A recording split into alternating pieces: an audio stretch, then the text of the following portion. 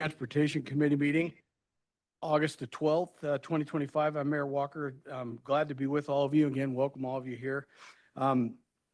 We'd like to get started with a roll call if we could of the room. So I'll go to my right. Jared, go ahead, or Andrew, go ahead.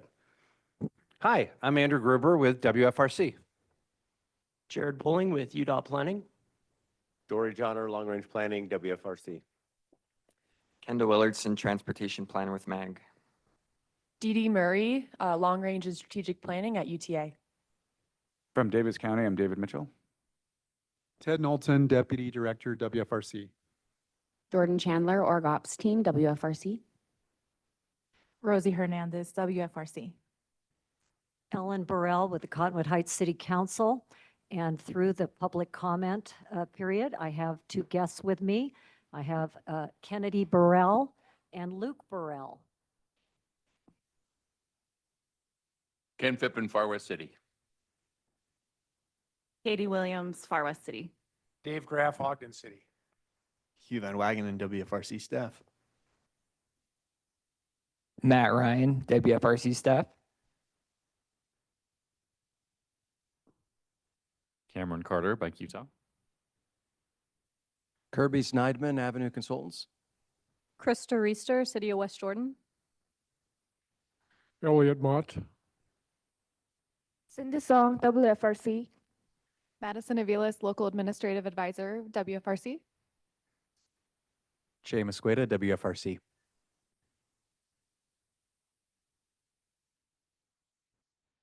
Online. If you just introduce yourself quickly, go ahead. Jordan, will you call their names out so people aren't rushing for the gate? Yeah, let's go Brett McKiff, Jonathan Anderson, and Wendolyn Noblock.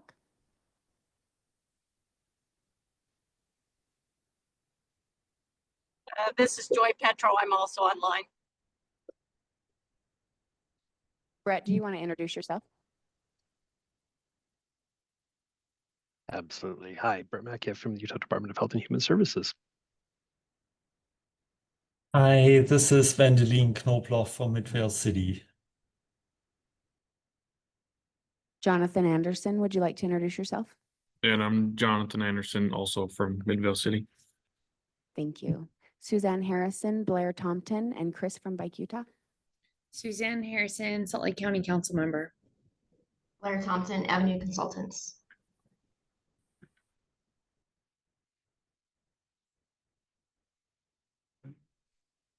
Chris, it doesn't look like your sound is working. Lauren, do you want to introduce yourself? Yeah, Lauren Victor, Long Range Transportation Planner for WFRC. With another special guest. Yes, this is George. Okay, and then we got Mayor Petro, so I think that's everybody. Thank you. We get everybody? All right, thank you. All right, next item on our agenda is an item for action. It's for a motion for the approval of our minutes from the June 10th, 2025 meeting. Is there a motion? This is Joy. I'll make the motion. All right, we got a motion from Ken and a second by Joy. Is there any further discussion on the motion? All right, all in favor say aye. Aye. Are there any opposed? All right, hearing no opposed, that motion passes unanimously. Item number 2 is next. This is an opportunity for public comment. Is there anyone in the room that would like to make a public comment to the committee? I would like to, please. Okay, go ahead. All right. My public comment will be brief. I would like to say that I'm here with you today largely because of the younger generations and what they are going to come forward to, including my two guests here, Kennedy Burrell, my granddaughter, and my grandson, Luke Burrell. And so I think it speaks for itself. This is our future. What air will they breathe, and will they have the physical fitness to, by walking and rolling, to get around within their boundaries? Kennedy, do you want to say anything? Okay. All right. Thank you. All right, that public comment was by Ellen Burrell. Is there anyone else that would like to come on up to the mic if you would, sir? Elliot, give us your name for the record. Apologize. Push the button. My name is Elliot Mott. I'm a volunteer organizer. A little closer to that mic, if you would, Elliot. Sure. I'll move the mic closer. I'm a volunteer organizer. I've been leading hikes and bike rides and more recently kayak tours in Utah. I've been doing this a long time. I find if I schedule myself to lead events, I have to show, and it feeds into my desire for an active lifestyle. As I've aged, I'm not getting any taller, but I'm getting wider, and so staying active is helpful. I want to talk about West Davis Highway and ask that you extend the bike path. I understand it's stopping where it is now and it's not continuing on. We hop onto the Syracuse Trail up there and it just does not ride as smoothly as the West Davis Highway bike path. And so I encourage you to reevaluate your plans to extend the bike path to the termination of the highway, which is farther north, I think 2.5, 3 miles. So I'd appreciate you doing that. And then I see on the agenda Mill Creek today. I'm on the river and 39 South, 4100 South, however you want to call it, has some problems. When the water is low, there are rocks on the south side, so sometimes people stop there and get out. And so the takeout from Mill Creek, which is on the south side, is going to be very, very helpful. On the other hand, when the river is high, sometimes you can't get under the bridge. So again, the takeout that Mill Creek is developed is going to be very, very helpful. The problem is the sign from the parking lot faces west, and you cannot see it from the eastern parking lot. So I encourage Mill Creek to consider adding 2 more signs to show the ramp into the river so that they can find it without having to spend an inordinate amount of time walking around trying to find it because it's not visible from the parking lot. So those are my comments today, ladies and gentlemen. Consider extending the bike path on the West Davis Highway and then more signage at the Mill Creek Trailhead. So thank you for your time. Thank you. Is there anyone else who would like to make a public comment to the committee in the room? All right, seeing none in the room. Is there anyone online that would like to make a general public comment to the committee? All right, then we'll close our public comment portion of our meeting. Item 3, this is the project opening the Mill Creek Salt Lake County Trailhead at Jordan River. Recently, Mill Creek and Salt Lake County celebrated the official opening of a new park and trailhead at the Jordan River along 3900 South. Salt Lake County Councilmember Suzanne Harrison is going to take a few moments and tell us about that event and the new facility. Councilwoman, go ahead. Thank you, Mr. Chair. I had the honor of attending a ribbon cutting in Mill Creek in April for a new park and trail and boat launch into the Jordan River. This is located just off Meadowbrook Expressway around 40th South and 10th East. The trailhead offers access to a lot of activities, including kayaking, boating, canoeing, and then they installed a paved trail and a pedestrian bridge, which offers about a 20-minute loop walk and just really fun for residents and our county. The new trailhead also includes picnic tables, a covered pavilion, and connections to surrounding neighborhoods, including that pedestrian bridge connecting Mill Creek over to Taylorsville. Vaulted toilets are planned to be installed by the end of this year. And I was especially excited about the boat launch and the availability of that for accessing recreation, but also helping with river cleanups or bird watching, just getting more people out onto the river. Planning and construction took several years, and I wanted to give a shout out to everyone who helped make it possible. Special shout out to Mill Creek City, Mayor Silvestrini, and City Council and staff for the event and also helping with funding. Salt Lake County contributed significant funding as well as federal funds, the Utah Department of Natural Resources, and the Jordan River Commission, which all helped provide funding for a total of about $2.5 million for this project. And I hope you all get to go check it out. Thanks so much, Mr. Chair. Thank you, Councilmember. We appreciate all the good work, and I just want to go ahead, Andrew. No, go ahead if you have something on I was just going to say, anybody else in the room or online that if you have a project or something like that you would like to highlight for our committee, talk to Hugh and we'll get you on the agenda. But that's another great opportunity. We did a boat launch in Draper a few years ago, and I see more and more people using the river, so it's exciting to see that. Go ahead. Thanks, Mr. Chair. I just want to echo what Councilmember Harrison said, not in my role as WFRC, but actually as a Mill Creek resident. I wasn't able to be at the event, but I was really excited about it. And what I just love how our city, in this case, is taking the initiative to provide all sorts of different opportunities for people to get around, transportation and recreation. So if you want to drive, you can drive. There's transit in Mill Creek. There's lots of bike trails.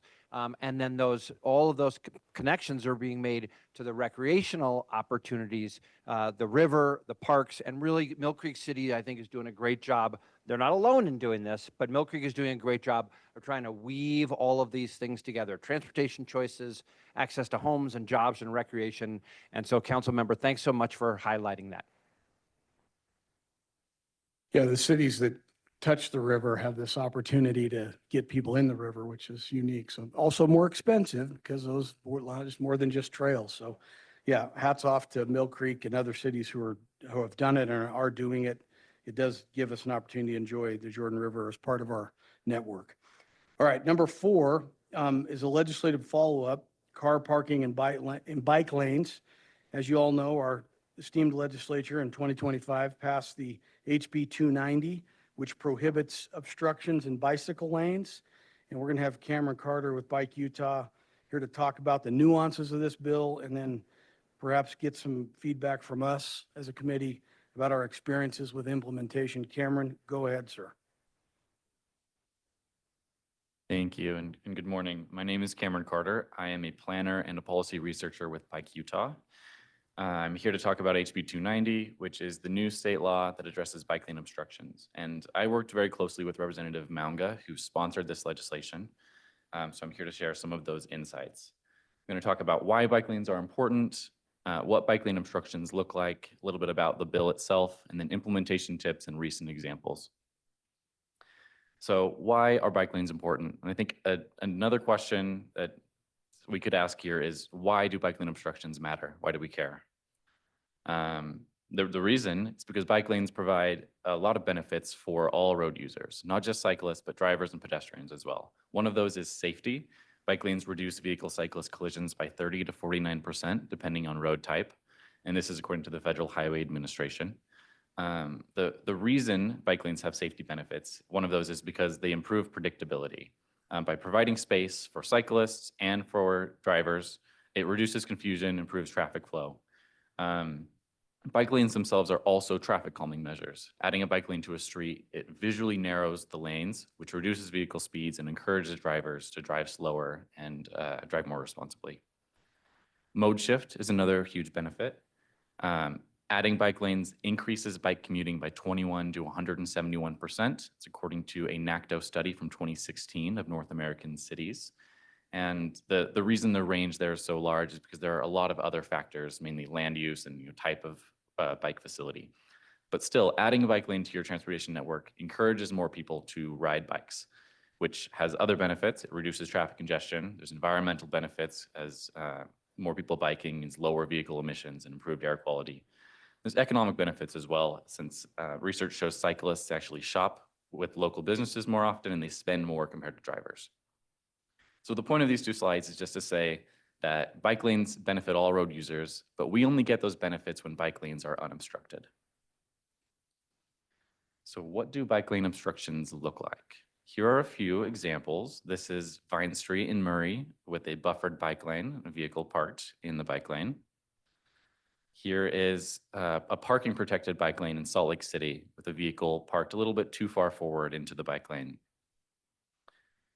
Here's a different type of obstruction. The sidewalk is closed due to construction and it's pushed some pedestrians into the bike lane.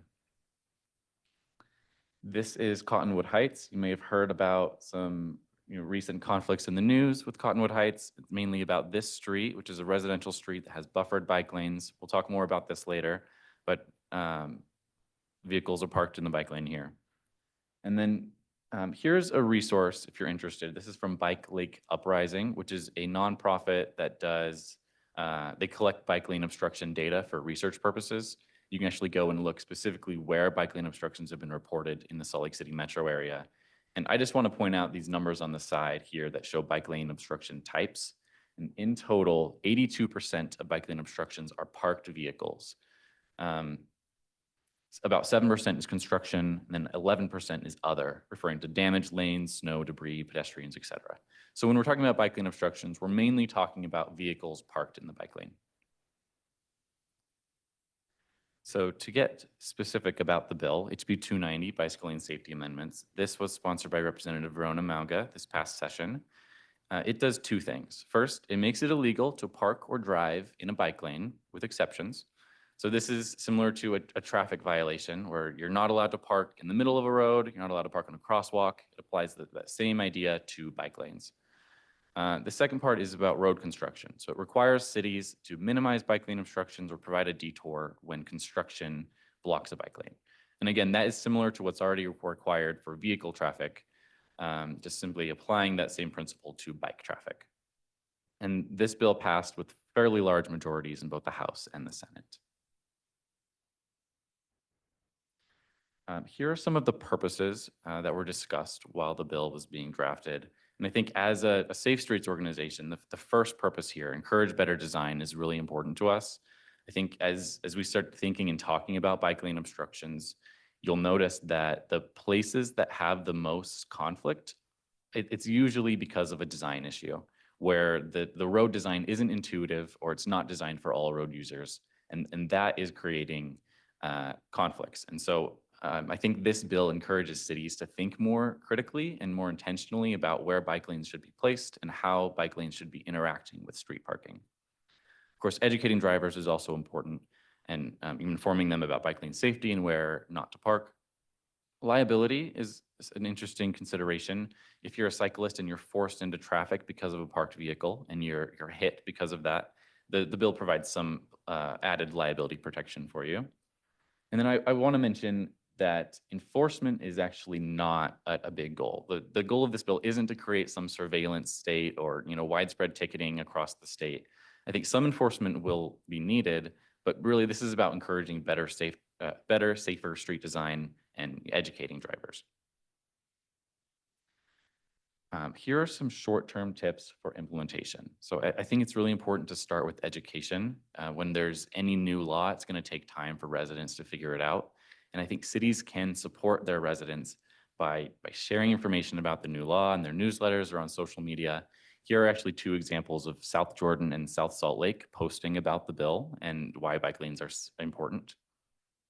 Signs are also another way to educate residents in places where people are frequently parking in bike lanes or the road design is confusing. Signs can help with education.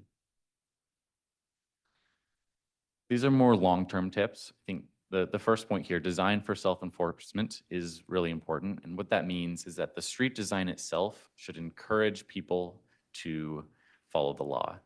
And so when bike lanes are placed directly against a curb, I think it's likely that drivers are going to think they can park there. And so when you have situations like shown in this picture, you have a bike lane against the curb, it's really important to include design elements like physical buffers, pavement markings, and specific space for people to park so that it's extra clear where drivers are allowed to be. And then as cities are implementing this new law, I think there will inevitably be conflicts. And so we need to just identify those and redesign streets to reduce violations. Now, there are two recent examples I think illustrate some helpful tips. I want to start with Alpine. This is about school pickup and drop off near Mountainville Academy. This on the right side, or the left side here, it shows the current street design. There's parking lanes on both sides of the street. The city is actually planning to replace these parking lanes with bike lanes. And so the question is, how should the city address school pickup and drop off that's also occurring on this street? One solution, if they want people to park in the bike lane, they can put up a sign that says no parking bike lane except for student drop off and pickup. That is completely allowed within the law. Cities can put exceptions like that. I think there are better options. If you look at the aerial photo here, the parking lot seems pretty big. Maybe they could designate a drop-off zone within the parking lot. Or you can look at neighboring streets. Maybe there's a neighboring street that doesn't need parking or has a larger right-of-way that could accommodate bike lanes more appropriately. Cameron, may I just interject for a moment with a question? Yeah. Just to clarify about what the law does and doesn't require. You just said that the law allows a city to designate a bike lane and then create exceptions when parking would be allowed in that bike lane. So the determination is at the discretion of the city, right? Yes, that's correct. Okay, thank you. So by default, you cannot park in a bike lane, but the city may establish exceptions, and they have to have some sort of traffic control device like a sign that shows the exception, if that makes sense. Here's the example I mentioned, Cottonwood Heights. So the main conflict is on 2300 East. The street design is shown on the left. There are buffered bike lanes on both sides of the street here. This is a residential street. We actually met with the mayor of the city, and people have been parking in the bike lane for years. So this has been a problem before the bill even passed. Now that the bill's passed, you have conflict between residents who've been parking there for years and other residents who use the bike lane and want the city to enforce the law.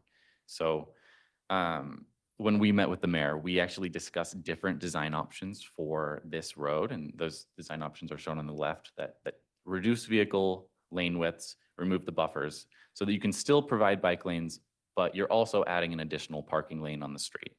And I think this illustrates that through creative design and creative use of road space, we can find win-win solutions that make roads work better for everyone. And yeah, so to close, I think that if you're a city, you have bike lane issues, please contact us. We would love to work with you, and we can talk through different design solutions that can help your roads work better. So I wanted to leave space. Hugh, you mentioned we want to talk about how cities are experiencing the law. So if anyone wants to chime in about that.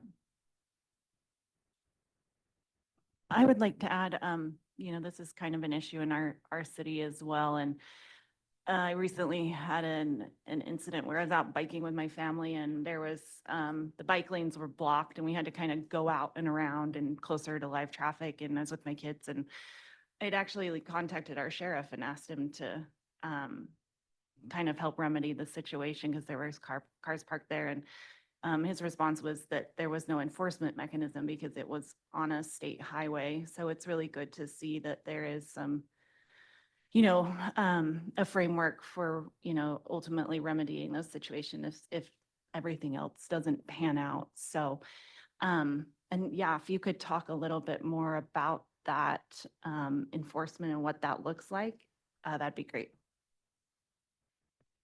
Yeah, so I believe enforcement is mainly up to the cities on their local roads. I don't actually know much about how UDOT is enforcing that. Maybe someone else knows. I'm going to speak for UDOT, sort of. Not being a UDOT staff member, but typically whenever there's any state road running through a community, the state relies on local law enforcement to enforce any laws on that road. So that has to do with vehicles and bikes, anything like that. So, they would expect that a bike lane on a state highway, it's not that their state highway patrol officers are coming through and checking to see who's parked in that bike lane, but they would rely on local police to check in on that. And he said that the current rule was like an administrative rule. So this is, great to reference back to. So Ellen Burrell, Cottonwood Heights.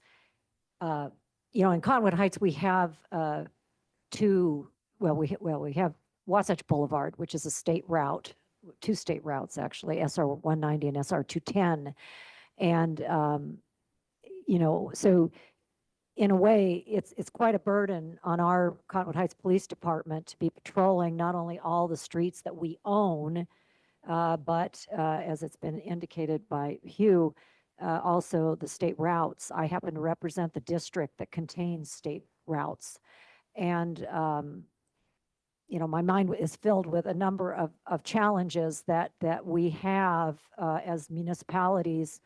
I will say that those three grandchildren live in Sandy, and they, my oldest grandson has to cross a state route, which is 700 East. I'm only bringing this out because as we talk about enforcement, I like to hear from other municipalities, but we just hired 3 additional traffic officers in conjunction with the new traffic, traction control at the mouth of Big Cottonwood Canyon. And I bring that up because I supported that, and it looks like we'll get some reimbursement from UDOT on that. The point is that it seems like no matter how many more traffic officers we hire for our little city of 32,000, it's never enough. And one of the number one complaints I get from constituents is that they don't see enough police officers. Certainly not in my district that does not contain a commercial area. About 75% of the citations that are written in Cottonwood Heights are around our big box stores. I'm bringing this out because I think that WFRC and all organizations that are regional need to, and maybe you're already in tune with these challenges that municipalities have. Every municipality is different. Draper is certainly very different in its complexion than Cottonwood Heights, although it has its suburban area. But as we go to enforce these things, you could say that there's already an ongoing complaint amongst residents that there isn't enough traffic officers to have a presence related to speeding and running of red lights at intersections. And now additionally, you know, to have this burden of looking for cars parked in bike lanes. It is a challenge. I almost feel like in a way, because nobody wants protected bike lanes more than me. Just go on Strava and go Ellen Burrell and you'll see how much I ride my e-bike. I ride it almost everywhere I go. So I want bike lanes and I want cars to quit creating obstructions. I plan to have our subcommittee on active transportation present at our August 19th meeting and help to reinforce. I'm hoping that Cameron lets me use or comes and gives this excellent presentation because, you know, my key question for Cameron and for anybody who can give good examples of how have you been effective at getting through to the public awareness for these kind of things. Most motorists that don't ride bicycles don't even understand the difference between a buffered bike lane. There was a big social media thing about a month ago, and there were all these people saying, well, that little striped line, which they were referring to the buffer, that's the bike lane that they're supposed to ride in. And then another social media, oh, no, I don't think it is. And so again, education is such a challenge and enforcement, big challenge expense-wise. So I'd love to, if we don't have time for it today, I hope that we can bring this back or, you know, really elevate this because we cannot elevate, at least I'll speak for Cottonwood Heights, you know, successful active transportation and transportation alternatives unless we address some of these things. And I'm really open. I'd love to take it to my council colleagues. How can we do this better? Go ahead, Ted. Councilmember Harrison, also after you. Go ahead. I think that HB 290 is a new question for WFRC. It's sort of not in our traditional space. And like we need some time to think about it, but it's partly about how a plan lives. Once the improvements are on the ground, what is happening to them? And I think part of what Cameron highlighted here is that it might mean that you change physical configuration, new signs, new paint. You might modify the plan based on how it is living in a community in order to make enforcement easy or to reduce the need to enforce. You know, there's natural cues so that people just stay out of the bike lane all on their own. They just understand that it is a bike lane better. And, you know, those modifications to plan to help reduce the enforcement barrier, I think that's kind of in the space where we could probably help. At least we'd want to, I would want you all to think, yeah, I can have this conversation with WFRC with that kind of light. I really appreciate that natural cues. You know, I often talk about for motorists in terms of slowing them down, they need the natural cues. To the point, the great point that you included in your presentation, Cameron, about the pick up and drop off and what Alpine is doing. That's been something that our police chief has vocalized, and yet one of his officers has said, well, actually at Brighton High School, our only high school, we have a pull-in area. So we'd really rather they not try to drop off at the curb within the bike lane area. And so, but humans are, of course, creatures of habit. And so to change these habitual, well, I've always stopped there and dropped my child off on my way to work or whatever, you know, on the curbside. So, you know, changing, just like our first roundabout in Cottonwood Heights, well, that was 6 years ago. You thought the sky had fallen down on everybody. I mean, the outraged public within a few months. Oh, I guess those roundabouts are pretty wonderful, you know. So I appreciate the natural cues, I think is something I'm going to use that term. Thank you, Ted. I just had Councilmember, go I ahead. just had a quick question about that picture of Cottonwood Heights. I think there may be a need for more education for the community because it looks to me like those cars are not blocking a bike lane. And if me as a bike enthusiast thinks that that is okay, if that's actually not okay, we need to do more education of the public because I'm not aware that that is a violation of the law.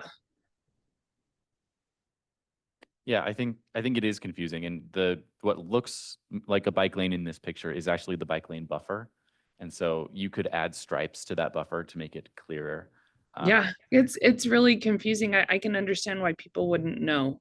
Could you put the picture on the screen so we can, as we're talking about it? Well, another thing, if I may, another thing that if you're not a bicyclist for transportation, you don't realize that for a bicyclist to swerve out into a car lane suddenly because there's suddenly an obstruction in front of them is arguably way more dangerous than if it were a share row. If it had share row markings and the motorists were saying, hey, the bicyclists are riding amongst us. But in the mind of most motorists, they see a bicyclist suddenly swerve out into their lane, and if they're not cursing them, they're, why in the world, you know? So it is a real challenge. Again, the natural cues, and I just say this every chance I get. In Cottonwood Heights, the pedestrians that are getting struck by motorists, 4 out of the last 5 during my term have all been in a crosswalk using it properly and legally.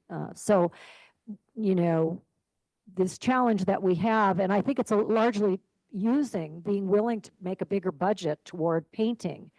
I know whenever I leave Cottonwood Heights and I go into Holiday or Murray, I don't usually ride all the way down to Draper, but I'm often in Sandy. But I know Holiday and Murray do a pretty darn good job with markings on their asphalt that are alert and also raised areas. It means a lot to bicyclists. Cameron, in that picture, the top picture, in my city, our bike lane is inside the double striped lines. Yeah, that's my My understanding as well. my officers would not write a ticket for that.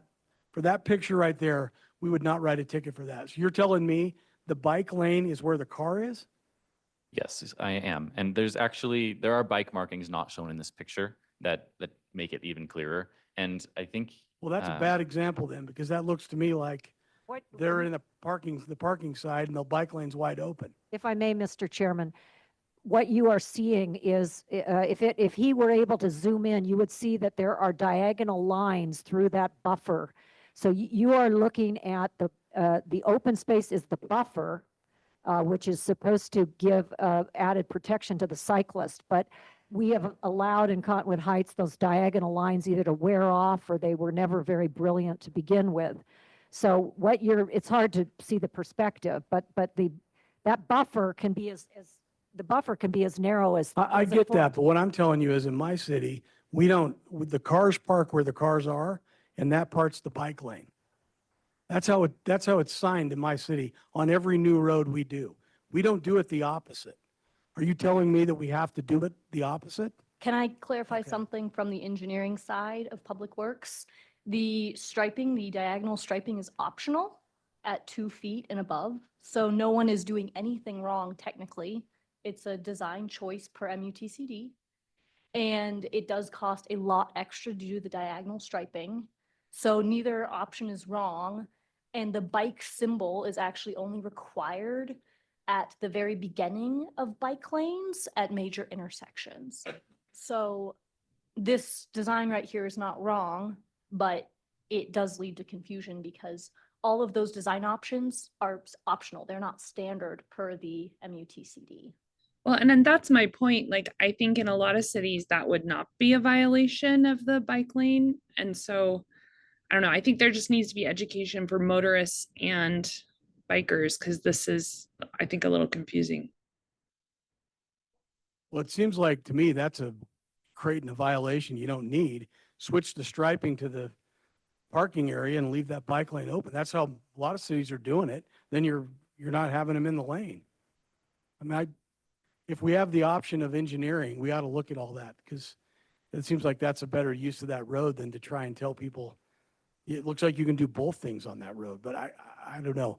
I had one other item on with respect to what we do with enforcement. My park on 1300 East Draper Park, during our big events, we intentionally park vehicles on the side of the road in the bike lane as a security measure. And we're not going to stop doing that. That's something we do. We don't want people to be able to drive into a mass gathering of, people in our community. So you're telling me we can have that exception? Are you saying the bill requires it to be posted, or is it just an internal exception? No, so for emergency vehicles and police vehicles, there's no need for a sign. You would be allowed to park there. Well, we park civilian vehicles there, but we just make sure that there's no way to access the park off the road. And I'm not going to stop doing that, just so you know. That makes sense. I'd have to check the specific language. There are exceptions listed in the law. So I think that is allowed. So on the law, so when this bill went through the legislative session, I was involved in this to some degree. Miranda Jones-Cox from our staff, Hugh Van Wagenen on our staff, Cameron was as well. What the law says is actually really simple. It just says that if somebody parks in a bike lane, then that can constitute a moving violation and the city can give a ticket. So it's just really simple. Just like if somebody were to park in a crosswalk or somebody were to park on a sidewalk, it's sort of intuitive, like, oh, somebody parked on the sidewalk. Well, of course the city could ticket that person. Everybody gets that intuitively. But before this bill, it was not permissible for a city to give a ticket to somebody who parked in a bike lane. So this bill said you can do that. That's essentially all the bill says. Now, in Draper, Mayor, to your example, if you have a bike lane that's designated on a normal day where there isn't an event, if somebody's parked in the bike lane, you can, if you want to, give a ticket to that person. You could also give an informational. You could put a little flyer on their car. Please don't park in the bike lane. You can do whatever you want. It's up to the city. If you, on your event days, decide for the security reasons you want, or for whatever reason you want, you're going to have vehicles parked there, let vehicles park there, that's up to you. The law doesn't tell you what you can and can't do. It just gives you the ability, when you want to, if you want to ticket somebody for parking in a bike lane as a moving violation. Now, that's what the law does. What I think the law has stimulated, which is evident from this conversation, is all sorts of talk about how do we do bike lanes? What's the design? What's the enforcement? These are all relevant questions that preceded the bill. The bill has just brought them to the fore as municipalities principally are asking questions, what should we do? And residents, who are mainly bikers, are saying, well, wait a minute, now there's a car on this lane, can't we do something about this? And residents who have been parking there have said, I've always parked here. So it's brought to the fore some of these conflicts, if you will. But the law itself is very, very simple and really doesn't mandate anything. You know, one of the things I think WFRC could lead out on, as in maybe in concert with Bike Utah and other organizations, is that the uniformity, what comes to my mind is one of the other things I care deeply about is the landfills and trash and recycling. And if we were to go around this table, the color of the trash cans in every city almost is different. The green means one thing in one city, black. So there's a lot of confusion in the public on issues that we need to care about as we are in the 21st century with the challenges that we have of air quality problems, landfill, pollution in our air, all these things. And so now I'm sitting in a meeting where we have, the mayor of Draper saying, this is the way we want to stripe and do things. And I'm so thankful for the MUTCD reference. But, if we could study this and there could be a suggested way, not to mandate that every city do the same thing, but if the state of Utah is spending all kind of money to get regional trails between cities and encourage people to ride their bike outside of their own municipal boundaries, and the motorists, every motorist drives through probably 3 or 4 cities per day, every day. So if we don't strive for some level of uniformity where the average person, whether they are a motorist and never ride a bike or those of us that ride and drive, can navigate these roads and because there's a necessity to instantly know what things are. Are you going to stop your car and look up, oh, now I'm in Draper, what do they do here, and what do they do in Cottonwood Heights, and what do they do in Sandy and Holiday and so forth? I mean, does anybody at WFRC have a comment in that way of the importance of uniformity?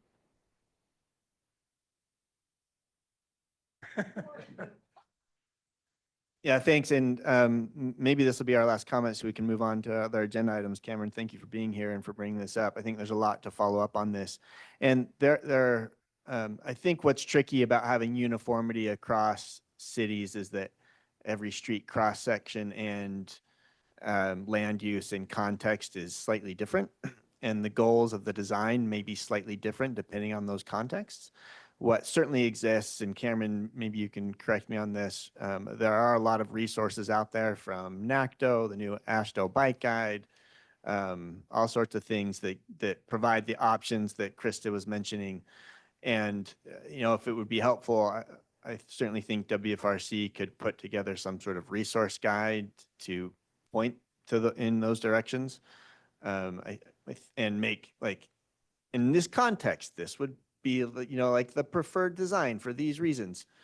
But I think getting uniformity across the board is going to be really hard based on the different contexts of each of these rights of way and land use context, et cetera.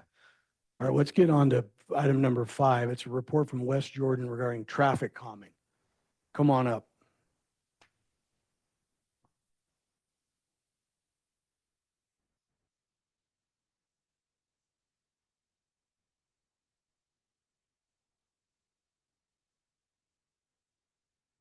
Okay, how about that? Is that better? That's Thanks. better. Thanks, Hugh, and to this committee to present this TLC project for West Jordan that we were able to complete. TLC, what's that? A Transportation Land Use Connection grant was given to West Jordan to complete this project. Oh, thank you. For our roads, yes.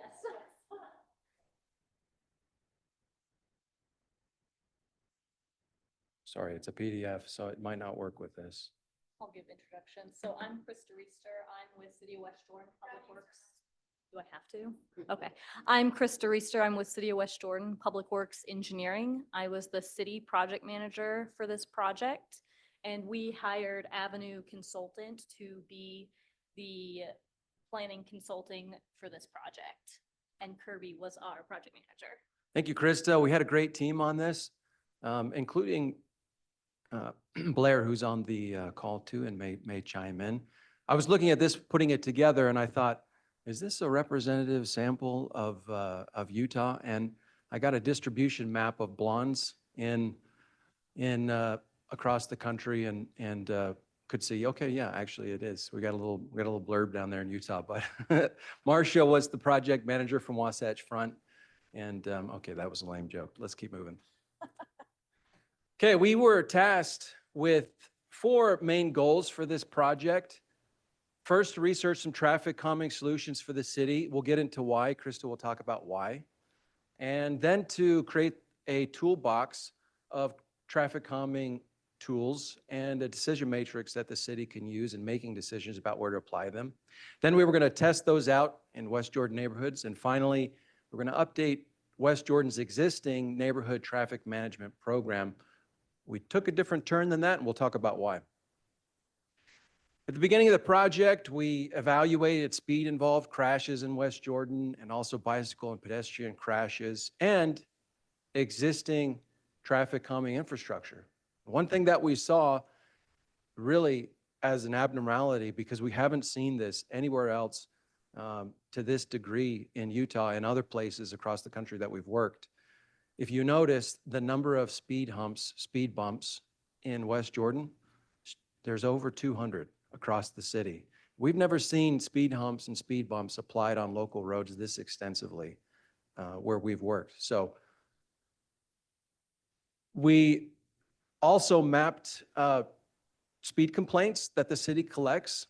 And we noticed something interesting. When we laid over the infrastructure, you can see where the speed bumps are. They're not really getting a lot of complaints. In other words, speed humps, speed bumps are pretty effective. Despite that, the city wanted to go a different direction. Do you want to speak to that, Krista? To expound on Kirby's discussion here, the complaints are all coming or generally coming from areas around other communities that have the speed tables. So residents are looking at this and saying, well, our neighbor has a speed table. We like those. Can we have them too?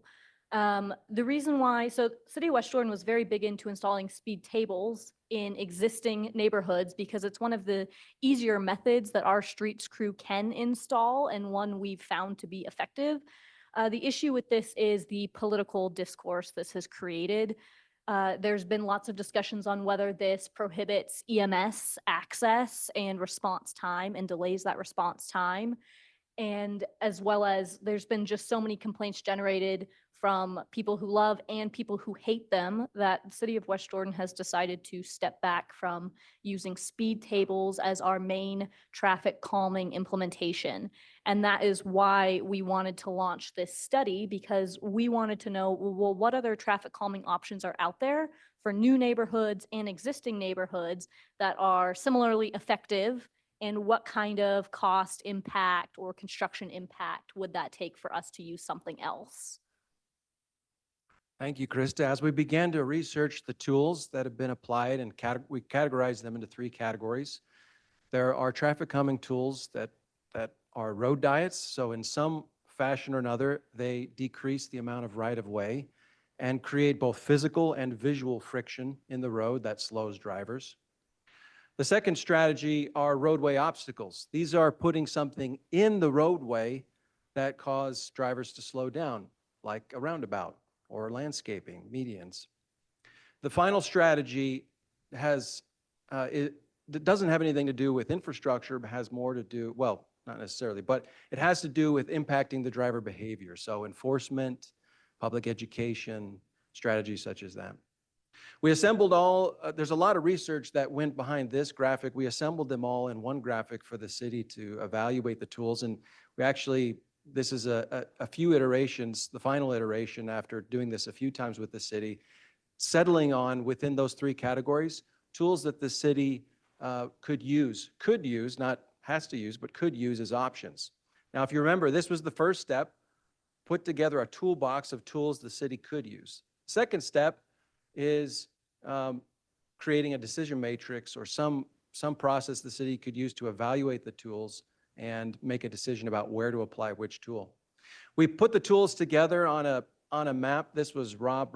Rob helped us on this project at Avenue Consulting. He's a really great analyst. And he, as you can see, what this is showing is that not all tools do the same thing. On the y-axis, going left and right, my algebra, I forget my algebra. Is that X? Well, left and right, which one's that, X? X. On the x-axis, you can see that if it's further to the right, it lowers speeds. If it was on the left, it would actually make speeds higher. So you can see all the traffic calming tools are at some point on the right, meaning they reduce speeds. If you look on the y-axis, which is up and down, that has an impact on crashes. So above the middle means they're reducing crashes. Below the middle, where you can see one tool exists, they're actually increasing crashes. And then the size of the dot indicates how expensive it is. So you can see some of those tools are very expensive and others are really small, meaning they're relatively cheap. Interesting, that aberration down at the bottom is on-street parking as a traffic calming tool. Can anybody guess why that would have have an impact of decreasing speeds, but an impact of increasing crashes? Yes, because it's better to have more numerous minor crashes than fewer, horrific injury and death crashes. Is that getting? Well, I don't know to if it's better, but that's what the research shows, is that with on-street parking, you do get an increase in crashes because there's an increase in conflicts, people backing up, people stepping out of their vehicle, causing, obstructions in the roadway. So interesting, though, to point out that not all the tools do the same thing, and that factored into the. Wait, before you move off of that, will you go back to that slide? Okay, so to me, the takeaway here is things in the upper right quadrant are the most effective at reducing crashes and lowering speeds, and the smaller the dot means the least expensive they are. So if I can read that, is that 7 and 8? And 7 and 8 are?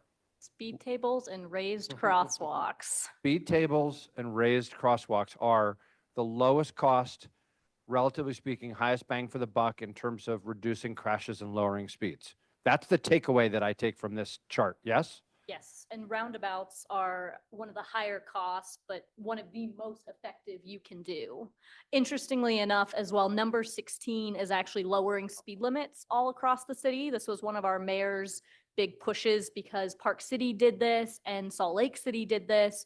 And one of our other reasons for launching this study was, does lowering speed limits arbitrarily in the engineering sense actually change people's behavior? And the answer here is not really, but it does have a very high cost associated with changing every speed sign in the city. Yeah, if we want, we can talk about that. We looked into Salt Lake City's program and may be surprised with how expensive it's been for them to lower speeds, but how ineffective it's been as a solution.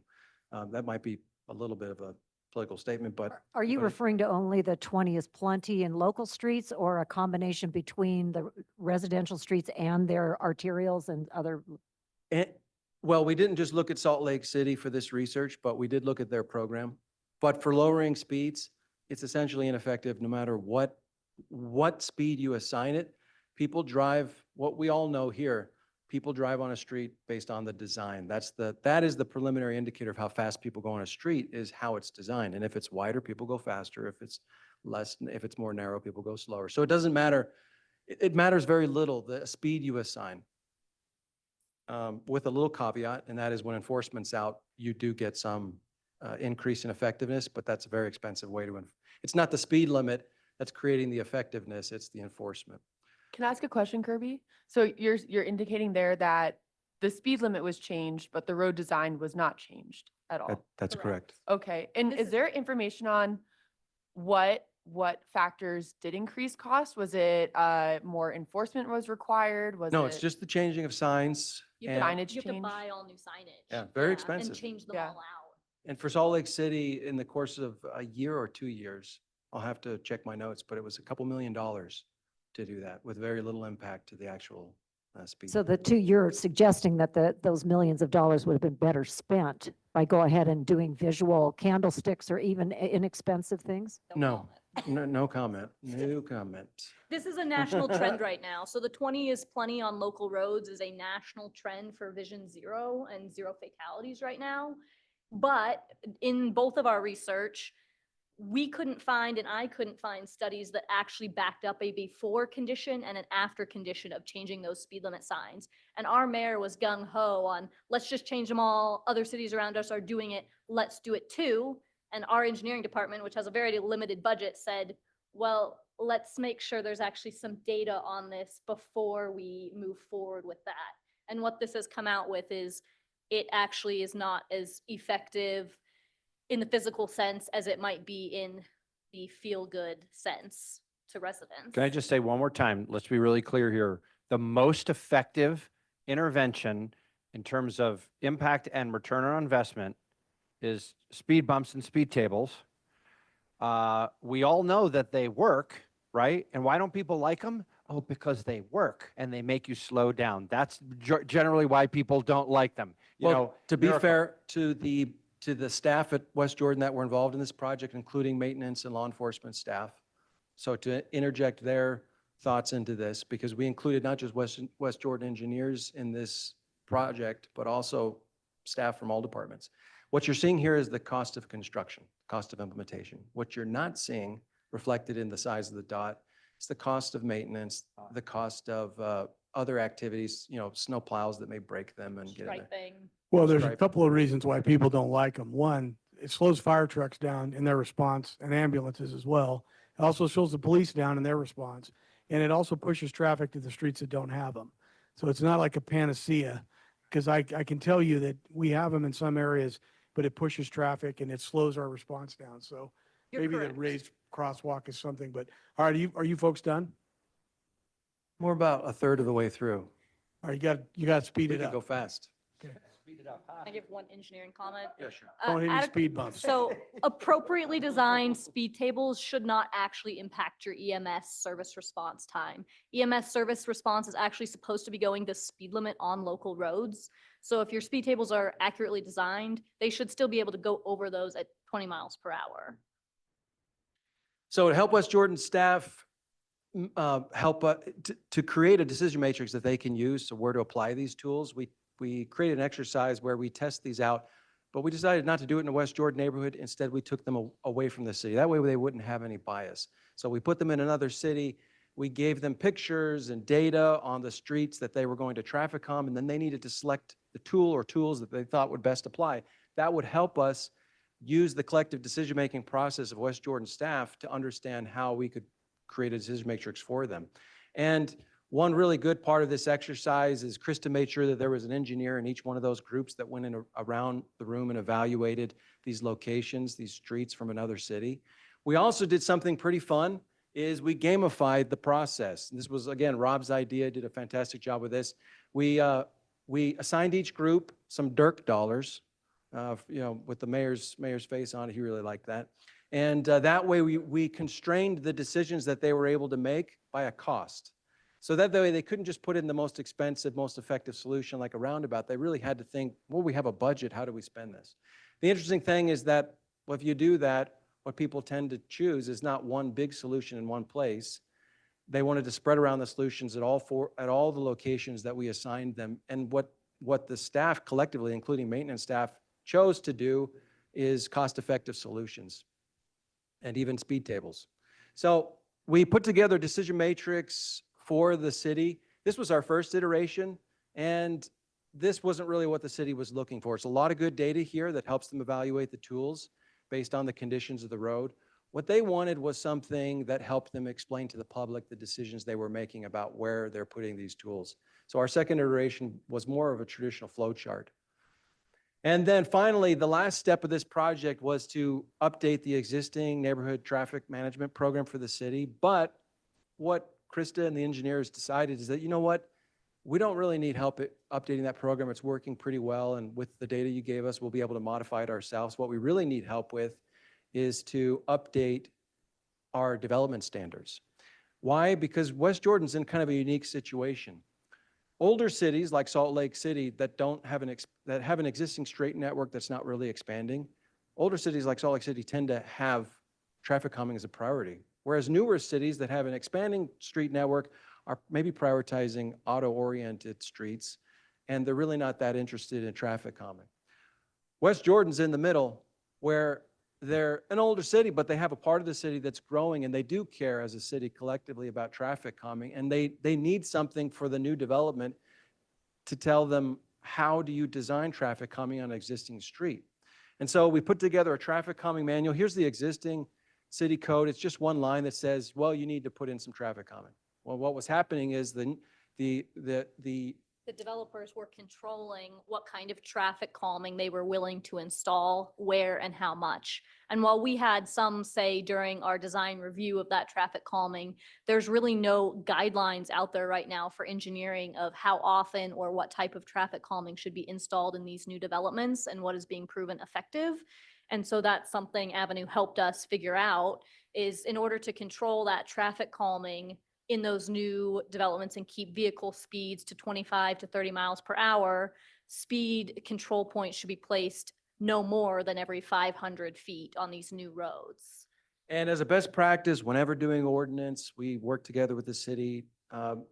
You always want to have the lightest touch. The simplest, most effective solution is often the best.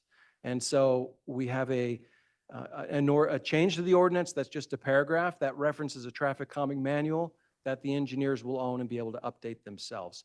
And that traffic calming manual, we took it from best standards from other cities that are doing something similar, but again, there's not a lot of cities doing it. But we created a manual that engineers who are designing new residential streets, new neighborhoods, can reference to understand where do they apply traffic calming. One little interesting aspect of this is that there are natural control points within a neighborhood that already exist in the way, the geometry of how you design streets. So you don't need traffic calming everywhere. There are things like turns, radiuses, stops, four-way stops that have the same effect. And so this gets too much into the weeds, but basically we created a definition rather than saying this is traffic calming, what you need, it's speed control points, because some of the natural geometry of a street design counts as traffic calming, but it's not traffic calming, it's street geometry. So this got into the weeds, but if you're interested in developing a program yourself, come talk to Krista, come talk to us. We'd be happy to share. This isn't public yet, the traffic calming manual, but the website is westjordantrafficcalming.com. It's got all the research on there. But for the manual, when the engineers are ready to publish that, you can come and get the manual and use that as something that if you want to do this in your own city. But again, it's really effective for those cities that are still growing. You don't really need a traffic calming manual if you're a city with an existing street network that's not really growing. It's really meant for new developments where the developers have the responsibility to build the local roads. We're hoping to get that published in October, and I do hope that other cities take this back and talk to their engineers about it, because developers and city staff engineers are all in the same pool right now where no one's quite sure how to apply and how many and what and where and exactly what size to make them. Daybreak has been an interesting case study on how well that's working for them and the sizes of chokers and bulb outs they've installed. But this will hopefully help guide both developing engineers and city engineers moving forward. Thank you. Item number 8 is next, and it's an update on the regional transportation plan. Hugh, go ahead, sir. Thanks, Mayor, and I'll be pretty brief on this, understanding our time. But this is mostly just an update for everybody on this. Where's my screen share? Welcome, Mayor Burton. Appreciate you being here. You just missed a great presentation from Krista and Kirby. Thanks for being here.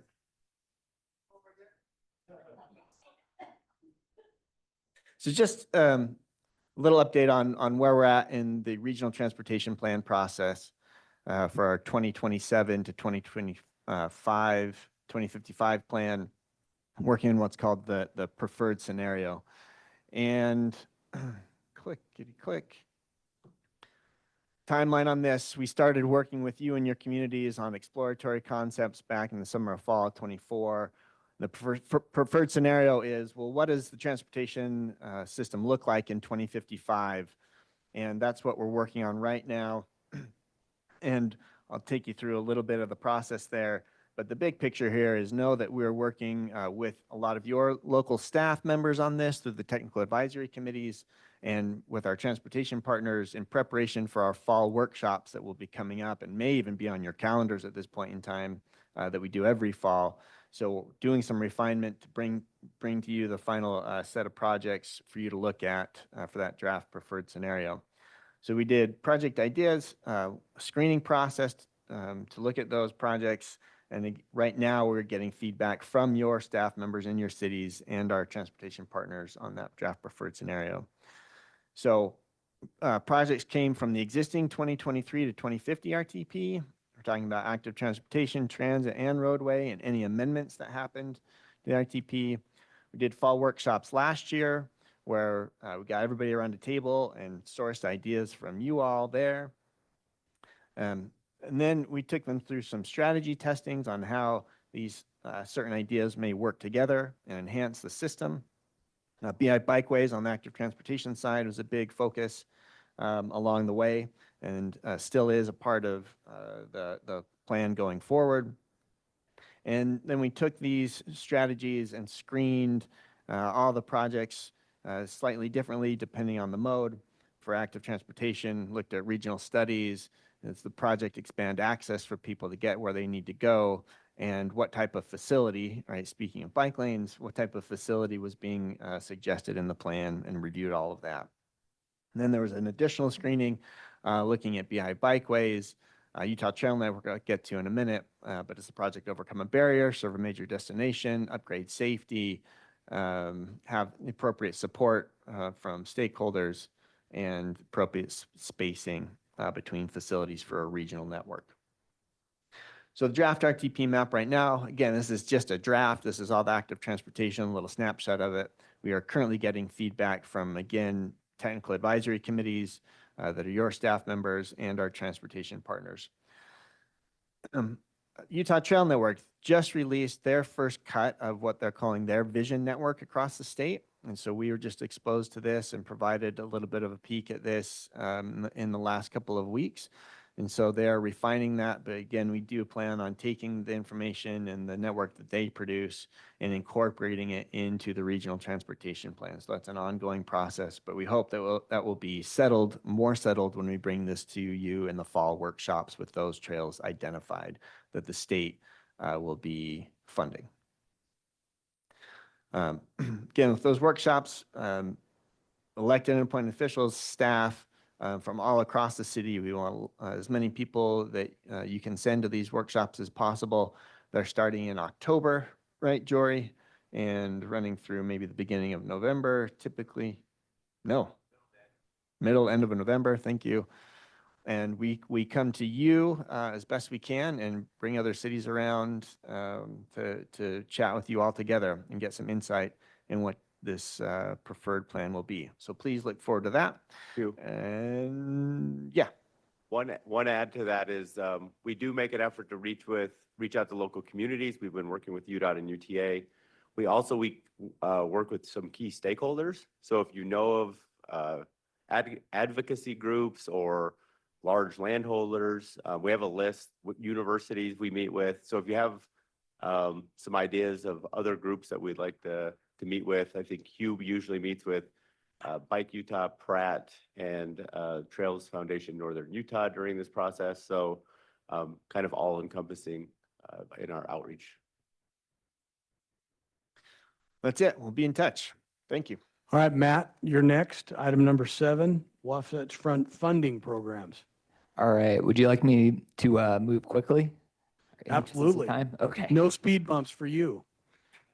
All right. Well, good morning. My name is Matt Ryan. I'm a community planner here at Wasatch Front Regional Council, and I'm here to talk to you about a couple of unique opportunities we have upcoming for the Transportation and Land Use Program. And so for those of you who aren't as familiar, the Transportation Land Use Program, or TLC for short, is a partnership between UDOT, Utah Transit Authority, and Salt Lake County, along with us, WFRC, and it provides planning technical assistance for communities throughout our region. And so over the last month or so, we've been talking to communities about potential TLC project ideas. So if you have an idea and you want to know if it's a good fit, we encourage you to reach out to us, have a conversation. We're happy to talk to you. And I just want to make you aware of a couple of milestones coming up. And the funding programs and notice for letters of intent will be announced early September, with those letters of intent coming due at the end of that month. And so you can see by this little timeline here, we are just about there. And now is, there's no better time to reach out to us and talk about it. Or even if you get into the process and you start writing that letter of intent, you're welcome to reach out to us, ask questions. Please get in touch. And just a little reminder, the TLC program also follows the same timeline as our short range, our transportation improvement program, including the surface transportation program, congestion mitigation and air quality program, carbon reduction program, and transportation alternatives program. And so the first of these unique opportunities is the Wasatch Choice Vision Centers. So as a result of last fall's workshops, we added 71 new neighborhood centers. I think that's really exciting because I think just about like most of the communities within our region have either an existing or a future potential neighborhood center within their boundaries. And so that opens up a lot of opportunity where TLC can help. One such way is through small area plans, really establishing that vision for this area and how you like to see it. It could be design standards, ensuring that development within this small area meets the style of your community. But also ordinance updates are an opportunity as well, making your center readily implementable, as well as implementation plans, really developing that roadmap to make the center a reality. But additionally, we have a big opportunity with local and regional connectivity through transportation planning, largely in part with the new legislation, SB 195, tasking cities within our MPO region to not only identify barriers to connectivity, but also identify priority connections as well as costs to remedy those connections. So it presents a really cool opportunity to enhance how people get around. And there's a few ways that TLC can do that. One such way is through active transportation plans. This is a great way to not only boost walk and bike share in your community, but also provide, transportation options, enhance connectivity so that people of all ages and abilities can get around. If you want to take a comprehensive look at, your transportation system as a whole, the transportation master plans are a great way to do so and see how that ties into your current land use as well. But also we would like to encourage you to think about small area plans. Connectivity is a huge aspect of small area plans, but also getting to them. So we want to make sure that any of these areas growing in your community can be accessible by people throughout your community, as well as visitors too, that would like to enjoy what makes your community special. And then we have studies. If you want to kind of determine the not only physical viability of a project, but maybe the political will, the economic outcomes that come from, this project you have in mind, a study is a great way to do that. But I'd also like to plug the Utah Street Connectivity Guide.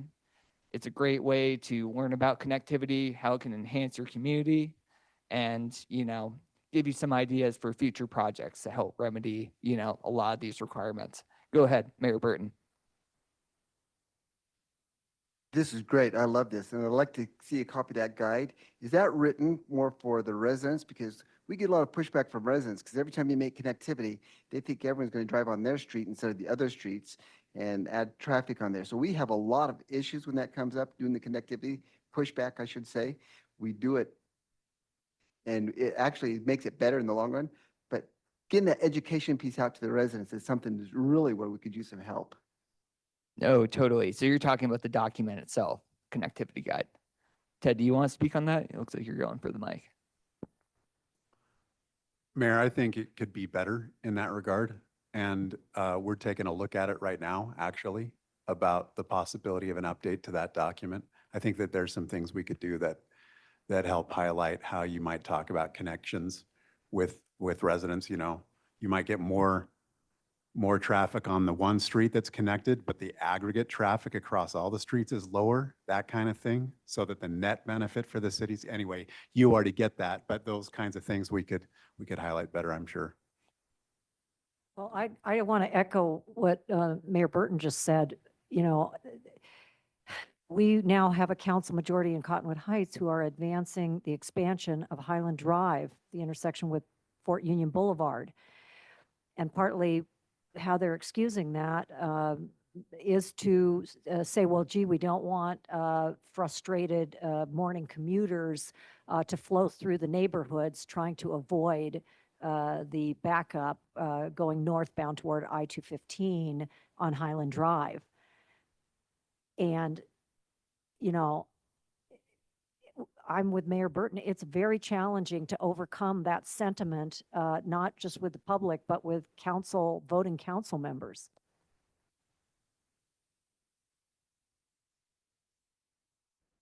All right, and here's my last slide, just a few resources to keep in mind if you want to learn more about the TLC program.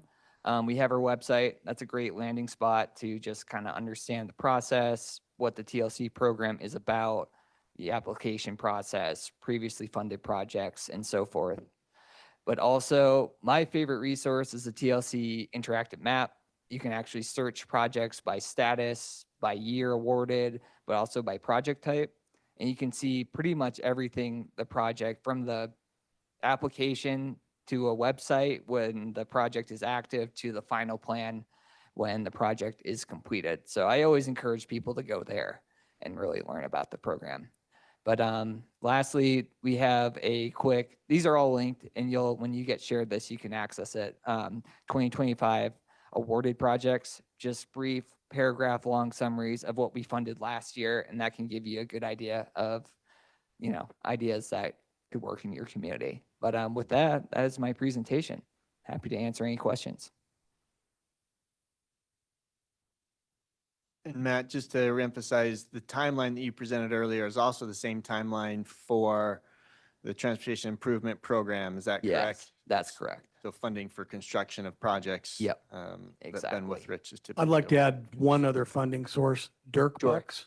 If we get some Dirk bucks Noted. in there, Noted. Dirk dollars. I think Bring that any? that would enhance a lot of opportunities. It'd buy me some speed bumps. I'm familiar with Dirk Bucks, but I thought it's people bucking Dirk. All right, that takes us to item number 8, which is other business. Hugh, go ahead. Thanks, Mayor. WFRC, UDOT, MAG, and UTA are putting together what's called an Active Transportation Implementation Academy. It's a pilot program that we're working on to help decision makers who feel interested in active transportation in their communities, but maybe don't know quite where to start or need a little bit more resource. So we're going to be reaching out and asking people to participate in the coming months. So if you know of somebody that you work with in your council or high-level staff member that this would be beneficial to, please reach out to me as we put that cohort together. Something that'll be a mix of in-person and online training. And So what are just the heads up. dates of that, please? Not set yet. We're still in development. Yeah, so we would start sometime this fall and probably end early spring, late winter. So, Active Transportation Implementation Academy. So just heads up. Thanks. Anybody else? Yeah, Hugh, will you tell people the exciting thing that's happening this Thursday relevant to this committee? The Utah Bike Summit is this Thursday. It's a summit. Summit. Yeah. On which mountain? So this will be at Utah Valley University. It's happening. It's there at the bottom of your agenda, and hope to see you all there. It'll be some great presentations from folks. Anybody else have anything else to bring up for the committee? All right, seeing none, is our motion to adjourn. Thank you, Mayor. Is there a second? I don't know if we need a second. All in favor of adjourning, say aye. All right, we stand adjourned. Everybody is required to stay here. Everybody. That motion failed for lack of a second. Sorry. It's the law.